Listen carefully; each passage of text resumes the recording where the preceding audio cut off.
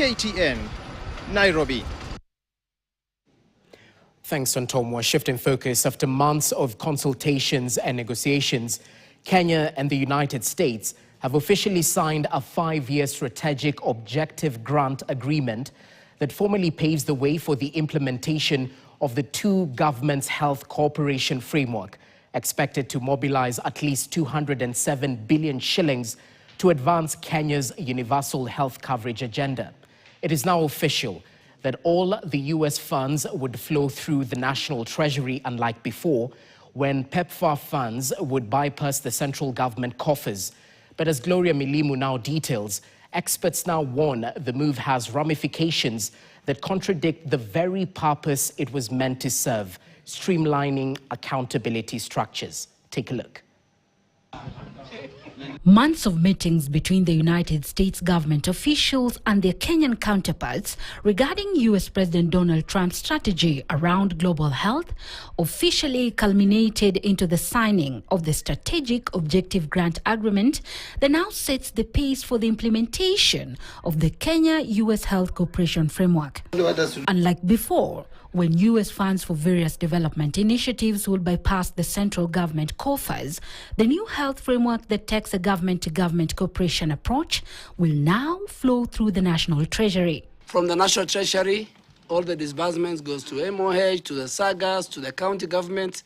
So there's a whole architecture. Previously, the kind of arrangement that has been, that we had some challenges on our part. Even so, experts argue that the US government shift that bypasses previous accountability structures like non-governmental organizations is likely to create accountability leakages that will in turn impact on health service delivery due to lack of third-party accountability. There's an assumption that we stopped all health assistance last year. So when we paused it, we actually unfroze all of the health assistance. So we still have ongoing health programs before this new program is launched of about $400 million a year. And it's important for them to make this transparent and public because it'll then help in playing an accountability role to know what has our government committed to, what is the US government supporting, who are the implementing partners. Previously, central government officials, including ministries of finance,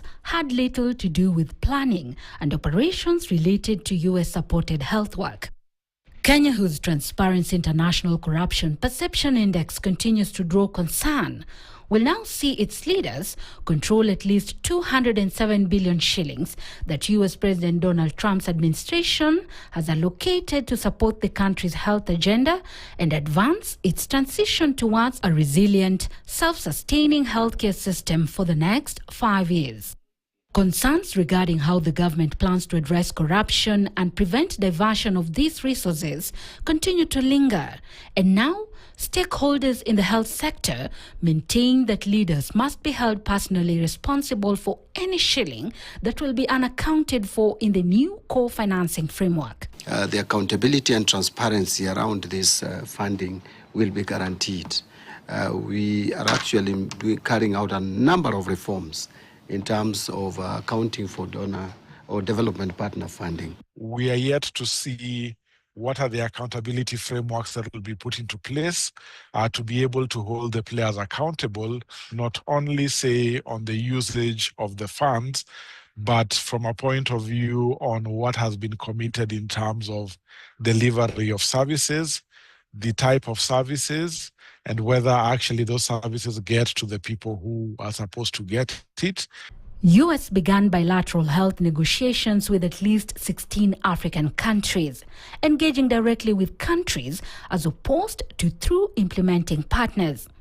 Kenya is the first African country to sign the historic government-to-government health cooperation framework with the United States. The agreement was officially inked in December 2025. Gloria Milimu, KTN. Still on health matters.